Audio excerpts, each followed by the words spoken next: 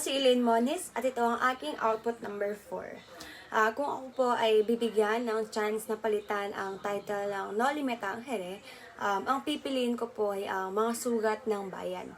Kasi po para sa akin, mas klaro ito sa tunay na mensahe ng nobelang Noli Me Tangere, wherein ipinapakita dito na ang mga sakit at problema ng lipunan noong panahon ng mga Kastila.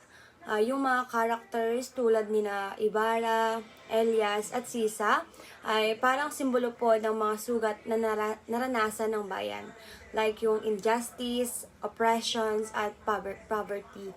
Kaya ang pamagat na mga sugat ng bayan ay bagay na bagay po dahil ipinapakita dito na kailangan nating kilalanin ang mga sugat na ito para maghilom at mabago bilang isang bansa. Thank you.